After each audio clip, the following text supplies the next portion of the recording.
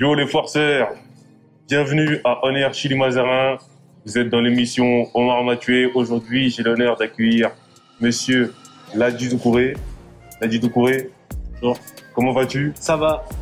C'est un honneur aujourd'hui de te recevoir. Ça me fait très plaisir que tu sois venu. Pour les gens qui ne te connaissent pas, est-ce que tu peux te présenter? Je m'appelle Ladji Doucouré. Je suis un ancien athlète de haut niveau. J'ai fait double champion du monde sur 110 mètres haies et 4 fois 100 mètres.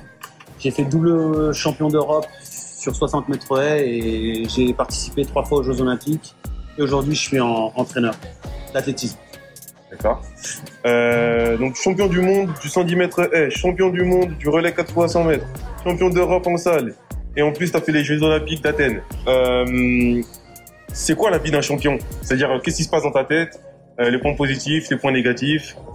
La vie d'un athlète, c'est d'un sportif. De toute façon, c'est la même chose qu'un athlète. Athlétisme, c'est tu vis pour ton sport et tu vis pas ton sport pour la vie. Tu vis pour ton sport. À partir du moment où tu vis pour ton sport, ton quotidien, c'est que le sport. Tout ce qui gravite autour de la performance et l'optimisation de la performance, c'est ta priorité. Tu dors bien, tu manges bien, tu t'entraînes bien. Tu acceptes plus ou moins d'avoir une rupture avec la vie sociale du monde lambda parce que tu veux obtenir tes fins, tout simplement. Donc en gros, si tu veux, quand tu es jeune, si tu veux partir en vacances, en tant qu'athlète, tu veux partir en vacances au mois de juillet-août, c'est mort. Tu t'entraînes, il y a les compétitions. D'accord. Et c'est les seuls aspects pour toi négatifs qu'il y a dans la vie d'un athlète? Non, je pense que tu as... Il y a plusieurs gènes, après c'est vraiment individuel. Il y a des gens qui n'acceptent pas de se faire mal pour pouvoir espérer de se qualifier à une compétition et aller chercher une grosse médaille. T'en as d'autres qui sont là juste pour faire du sport plaisir. Donc après, il faut accepter les conditions que toute personne veut se mettre. Mais si tu veux faire du très très haut niveau, je parle pas du haut niveau, du très très haut niveau, à un moment il faut que tu fasses des concessions. Sacrifices. Des concessions, moi je dis. D'accord. Parce que des sacrifices, pour moi, c'est à contre... C'est pas ce que tu veux faire. Donc tu fais des sacrifices. J'ai pas envie de faire ça, mais pour pouvoir réussir, je fais des sacrifices. Ah, d'accord. Si tu fais des concessions, c'est je veux arriver je veux arriver là, mais pour arriver à là, il faut que je laisse tomber ce que j'aime, ça, j'y vais. Là, tu fais des concessions. Et ton état d'esprit change. Sacrifice, c'est que à contre-volonté, tu y vas. D'accord. Tu vois, c'est la même chose, hein. Mais dans l'esprit, il faut que ça soit des concessions. Parce que le sacrifice, ça fait trop mal. Parce qu'à un moment, si ça passe pas, je vais dire, et pourtant j'ai fait ça, j'aurais dû le faire. Non, je suis content, j'ai pas réussi, mais je suis content parce que j'ai réappris ça. Ok. C'est qui l'athlète qui t'a le plus inspiré? Il y a beaucoup de personnes qui m'ont beaucoup inspiré. Si tu devais en dire une. Moi, je dirais le palmarès de Maryse Pérec, la détermination en français, de Stéphane Diagana, parce qu'il a eu beaucoup de blessures et malgré tout, il a toujours été là. La combativité de Michael Johnson et de Usain Bolt, quand même, c'est costaud. Et je dirais un mec que j'apprécie, c'est Liu Xiang, Allen Johnson, le mec de ma discipline, 5 fois champion du monde. Et Liu Xiang, un gars de ma génération, le chinois, qui a fait champion olympique, qui a le même âge que moi. C'est un mec qui était très, très, très intelligent et très fourbe. Est-ce qu'on t'a déjà comparé à Usain Bolt? Même si c'est pas exactement la même période, ouais. Est-ce qu'on t'aime bien de temps en temps quand on te croise, on te dit le Usain Bolt français ou ce genre de choses? Ouais, mais en même temps, après, j'ai pas forcément fait la même discipline que lui, donc moi, je dis tout de suite, lui c'est Usain Bolt, moi, je suis Ladji Doucouré. Je sais pas essayer d'être aussi fort que lui. Si, on a voulu être champion olympique, tout le monde, mais lui, il a réussi. Moi, j'ai pas réussi, mais non, ouais, on est comparés, mais moi, j'ai pas voulu être lui, quoi. J'ai voulu être moi et marquer l'histoire. Moi, j'aimerais savoir comment tu as fait pour gérer le passage de l'anonymat à la gloire. Parce que c'est quelque chose qui peut être très, très compliqué quand on n'est pas préparé à ça. Je pense qu'aujourd'hui, les gens ont plus de facilité à accepter ce passage de rien à la lumière. Moi, il y a encore 20 ans, il fallait être prêt. Et t'es jamais prêt.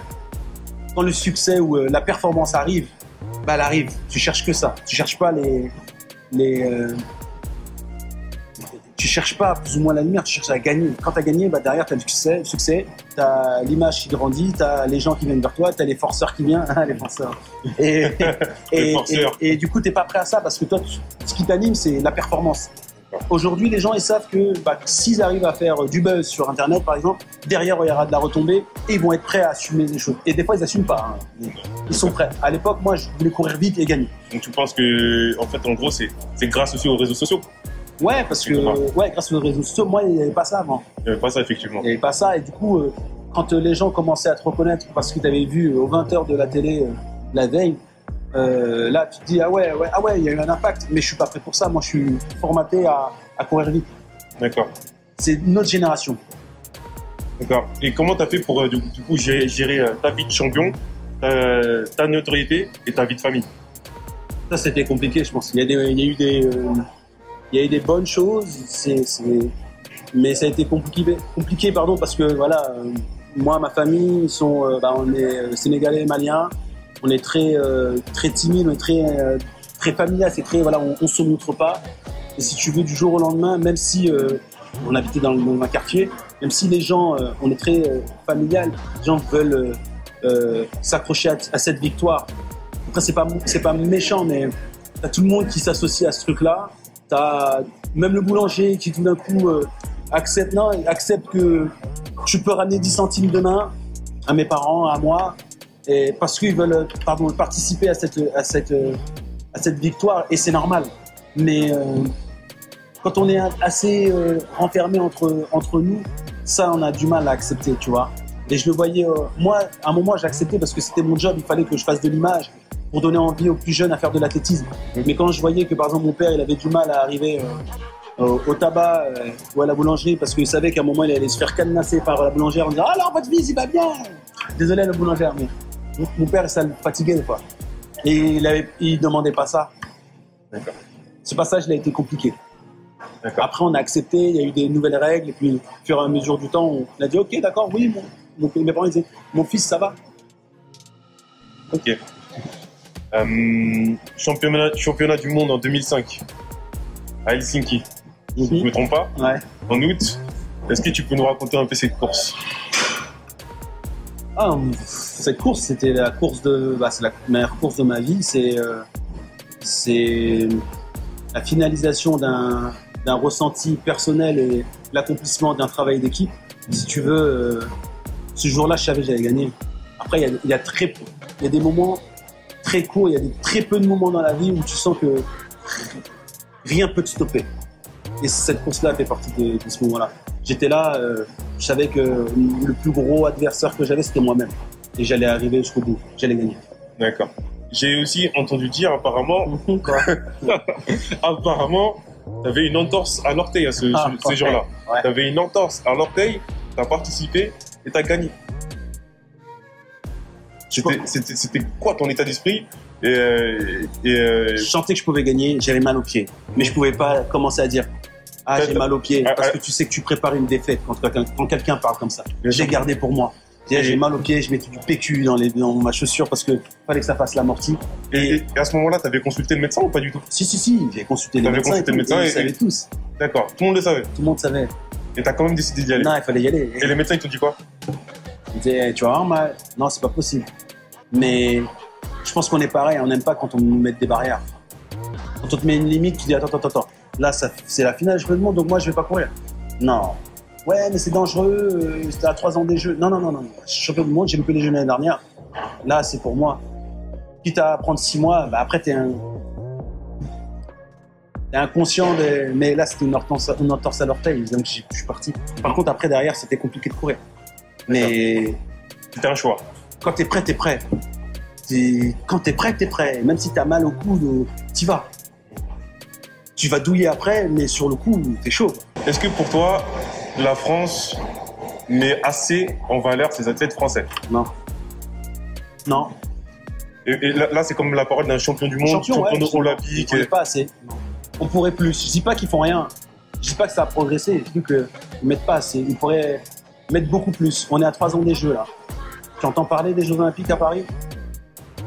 Tu entends parler de cette équipe de France sur le terrain extérieur, le public qui va... Moi, personnellement, après, Non. le seul sport que j'entends parler, c'est la plupart du temps, c'est le foot. Ouais. On a les Jeux Olympiques. Ça fait plus de 100 ans. Ça va faire 100 ans qu'on n'a pas eu les Jeux Olympiques en France. On est le pays qui organise les Jeux Olympiques. Pierre de Coubertin. Mais tu vois, on fait les Jeux. T'entends parler de quelque chose? Non, on n'est pas prêt. On n'est pas une nation sportive. Je suis désolé. On fait beaucoup de choses pour le sport. Faut pas dire qu'il n'y a rien. Mais on fait pas assez de choses. Le sport, tu peux faire plein de choses avec le sport. L'éducation par le sport, les relations sociales par le sport. Tu fais la santé par le sport. Tout ça, on est mis sur le côté parce qu'on n'est pas considéré. À partir du moment où on n'est pas considéré, tu peux pas mettre l'investissement. Je sais pas si tu sais le nombre de millions qu'ils mettent pour le sport par rapport aux autres ministères. C'est rien. Parce qu'on n'est pas considéré. Donc, à partir du moment où c'est que du loisir, que ça peut pas être un métier, que ça peut pas être un substitut pour pouvoir relier des liens entre différentes classes sociales, différentes classes de santé et tout, ils investissent pas dedans. Donc, non. D'accord.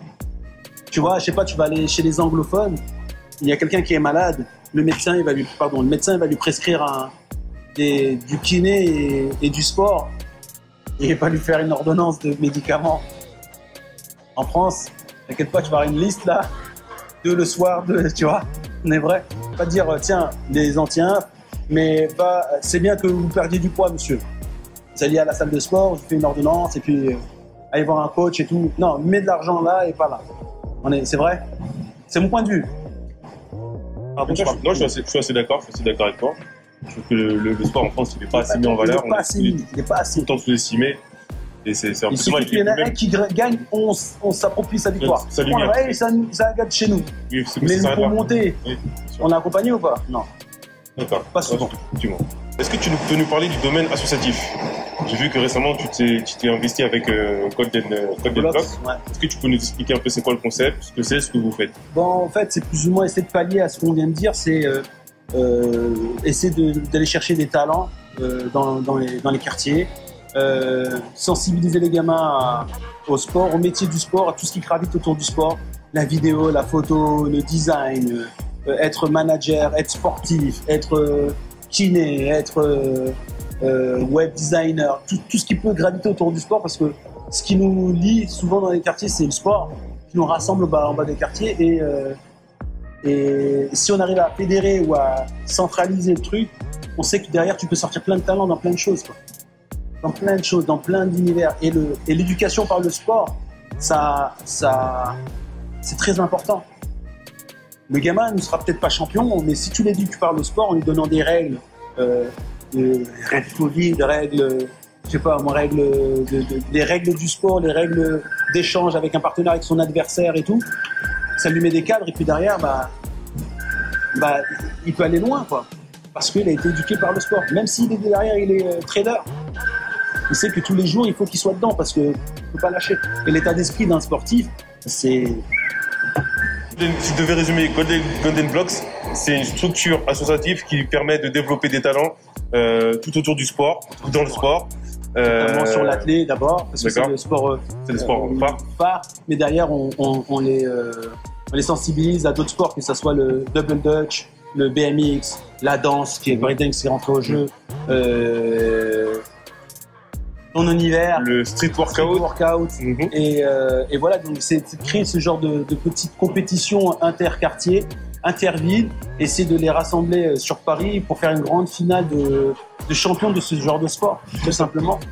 C'est chercher le talent et les champions de demain, mais derrière, sensibiliser aussi les gamins à supporter leurs champions et les accompagner à trouver une autre voie. Par exemple, je sais pas, il y a le mec du bâtiment 6, c'est celui qui a couru plus vite, qui a sauté le plus haut, avec la fille du bâtiment 3. Mais derrière, il y a le mec qui parle beaucoup, il a envie d'être le leader et d'être le chef d'équipe, donc l'entraîneur. Donc, lui dire que tu sais que t'as pas gagné toi aussi, mais tu peux être un compagnon là-dedans, tu peux être un agent. C'est de créer ce petit monde-là. Parce qu'il y en a pour tout le monde. Je trouve que c'est une très très belle initiative. Tout à l'heure, tu nous as dit que tu étais entraîneur. Oui. Est-ce que tu peux développer un peu sur ce sujet ou pas du tout? Si, je suis entraîneur sur le pôle national à l'INSEP. Donc, je suis embauché par la Fédération française d'athlétisme et depuis 3 ans. Le but, c'est de préparer les champions de 2024 et 2028, 32, ainsi de suite. Donc, redonner un peu l'expérience que j'ai pu avoir en tant qu'athlète supporté par la fédération et individuellement. C'est important pour toi de transmettre? Je pense que c'est important parce que on n'est que de passage et c'est toujours mieux de reguider ou essayer de reguider ceux qui passent après nous. On acquiert beaucoup de savoir et c'est bien de le redonner aux gens. Quand il y a quelqu'un qui vient, qui veut se mettre à la barre, c'est toujours mieux de le cadrer et de l'initier dans le bon sens parce que tu n'as pas envie qu'il soit dégoûté qu'il part, alors que tu sais que ça peut lui apporter beaucoup de choses. Je suis totalement d'accord avec toi. C'est exactement ça. Tu as tout dit. Il n'y a rien à dire. Toi, on va sortir légèrement du domaine du sport. Moi, j'ai une question que j'aimerais te poser, mais là, c'est plus moi personnellement. Comment tu as rencontré DMX? Je veux savoir les détails. DMX, c'est un délire. Comment tu as rencontré DMX? Franchement, j'ai fait 3 concerts. Un en 2003, je crois. C'était le feu. J'avais 20 piges, c'est le feu. J'ai perdu ma voix. J'ai fait un en 2007 ou 2009. Il n'est pas venu, il nous a plantés. On était énervés à Paris. Et il est venu sur un festival en 2013 à Saint-Quentin-en-Yvelines. Donc il y avait Cypress Hill, il y avait Exhibit, il y avait DMX et d'autres. C'était un festival. Et ils n'ont pas fait beaucoup de com. Mais comme moi je le suivais, je savais qu'il venait. Et il se trouve que les gens qui faisaient la sécu, je les connaissais. Du coup, ils m'ont fait passer derrière et j'ai pu discuter avec lui. Et ce que j'ai apprécié, parce que c'est vrai que je suis assez fan de lui, c'est que je te jure, j'ai parlé 10 minutes avec lui, il m'a parlé pendant 10 minutes. Il m'a pas fait le carré, genre, ok, tu mets ta photo, X et il se barre. Il m'a demandé ce que je faisais dans la vie. Je lui ai dit, je faisais de l'athlétisme. Il m'a dit, ah ouais, oh, tu fais les Olympiques? Ouais, je fais les Olympiques. Oh, c'est trop dur. On a échangé. Et ça m'a. Ça s'est passé comme ça avec. J'ai vraiment apprécié ce moment-là. Il a pris le temps de discuter avec moi. Ça se trouve, il a oublié. Tu vois, il a pris 10 minutes de son temps. Et moi, je trouve que ça, c'est génial. Écoute, ça fait super plaisir à entendre. Du coup, j'ai ma photo. Dis-moi, j'aimerais savoir, parmi tout ce que tu as accompli dans ta carrière, tu as fait énormément de choses. On va dire dans ta vie, c'est quoi ta plus grande fierté? Ma plus grande fierté, je pense que c'est... je pense que ma plus grande fierté, ça sera quand ma fille fera des choses après. Mais aujourd'hui, par rapport au sport, ma plus grosse fierté, c'est... En fait, ce qui m'a omnibulé pendant ma carrière, c'était essayer de donner du plaisir aux gens. Que les gens soient fiers. En fait, je voulais faire du foot, sénégalo-malien, mec du Sahel. On fait pas ce sport-là, pas d'athlétisme. Je viens dans l'athlé, on n'est pas représentatif. Et j'arrive, je casse certaines barrières parce que je suis pas technique.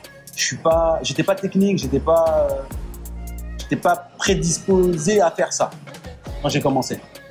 Et j'ai poussé les murs. Et ce qui me faisait plaisir, c'est que les gens ils disaient, ah ouais, tu fais de l'athlétisme, ah j'aime bien maintenant. Ouais, je sais ce que tu veux dire. Et j'ai l'impression que, et c'est pas le but de représenter ces gens-là, mais qui prennent du plaisir, qui disent, je suis fier de toi. Aujourd'hui, quand je croise des gens, ils disent, franchement, j'ai regardé l'athlé, merci beaucoup. C'est un délire. Inconsciemment, je cherchais ça, à se dire, est-ce qu'ils s'intéressent à ce sport et qu'on dise, écoute, parce qu'aujourd'hui, voilà, on n'est pas des représentants de quartier mais quand même, les gens, non, t'inquiète, les gens viendront pas chez nous. C'est à nous de venir chez eux. Et c'est pour ça que, même après le sport, exemple, j'ai fait Danse avec les stars, je vais chez vous, c'est pas chez nous. Je suis d'accord, je vais chez vous. Fort Boyard, on n'a pas de gens qui nous représentent, qui sont là-bas. On va venir chez vous. On va ouvrir plein de portes parce que les gens qui vont venir derrière, le petit qui va se mettre à la barre, il faudra le guider. Je dirais que c'est possible en fait. Et c'est ce genre de réaction qui me fait plaisir de dire merci. Ah, franchement, tu m'as fait kiffer. Je regardais pas, mais tu m'as fait kiffer. Et j'espère qu'il y en aura d'autres qui arriveront à faire kiffer d'autres en disant ah, je regarde pas, mais non, ah, maintenant je regarde. C'est juste ça, ma plus grosse fierté. Pas forcément les médailles, c'est vraiment ça. Bah t'inquiète pas que t'es une grande fierté pour nous, ça on le sait tous. Ne t'inquiète pas pour ça.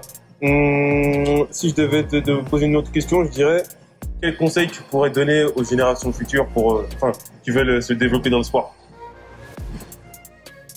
Prenez votre temps. Je sais pas si c'est un conseil, mais je pense que c'est ce qu'il faut mettre en face de leitmotiv.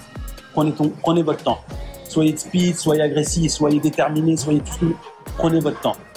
C'est pas parce que pour gagner du muscle ou gagner de la vitesse, on vous dit que le processus c'est ça, que vous avez envie de couper et arriver vite, qu'il faut tricher ou qu'il faut battre les trucs pour espérer faire quelque chose. Prenez votre temps. Si on vous dit c'est comme ça le programme, c'est comme ça. Faut être patient en fait. On veut tout vite. On est dans une société où on consomme trop vite les choses. Et la jeunesse oublie qu'ils bâclent des choses. Et à la fin, ils sont pas contents. Ah mais t'as été trop vite. Hein. Tu veux faire des tractions, tu commences à vouloir faire 10 tout de suite. Apprends à faire une bien. Apprends à faire 3 bien. Et tu vas voir derrière, ça va faire fou. Si tu fais 10, mais c'est mal fait, tu vas jamais progresser. Tu vas être dégoûté, tu vas t'arrêter. Prenez le temps, les gars. Je sais pas si c'est un conseil, mais... Ouais, c'est un très bon conseil que je vais désormais respecter. Non, si tu vas faire 6, tu feras 6, mais tu feras 6 bien. Non, mais t'as totalement raison. Tu verras que la prochaine fois, tu feras 7, mais trop bien. Tu feras les contrôler. Si tu fais 7 comme ça, 2 semaines après, tu vas faire 7, tu n'arriveras pas. On va dire, non, c'est pas comme ça, il faut tendre, mon frère. Tu tends, tu vas là, et tu tends. Si tu fais ça, et tu dis, non, je vais faire ça comme ça. C'est la vie du courrier qui vous le dit, c'est pas moi. Non, mais c'est vrai. Parce qu'on est dans une société où on consomme vite les choses. Non, c'est tout de suite. Vas-y, je progresse quand, coach. On veut tout et tout de suite. C'est bien, mais restez patient. Oh, t'as raison. Bah écoute, en tout cas, c'était un grand plaisir que tu viennes dans ma petite émission. Et on a fait une petite séance. Franchement. On m'a arrêté en PLS comme d'habitude. Si, ouais. Il a bien joué le jeu aussi, c'est pour ça. On a essayé de faire une petite séance, un petit truc sympa. J'espère que vous avez apprécié. En tout cas, je suis content que tu sois venu ici, que tu as pu transmettre un bon message. Ouais, ça fait super plaisir. J'espère qu'on aura l'occasion de se revoir. On reste connectés, on va se revoir, on va faire des choses ensemble, c'est sûr. D'accord. En tout cas, c'est un grand honneur. Je te remercie encore une fois. Et voilà, yo les forceurs, j'espère que vous avez kiffé la vidéo. C'était Omar Mathieu avec Ladji Doucouré. C'est bon.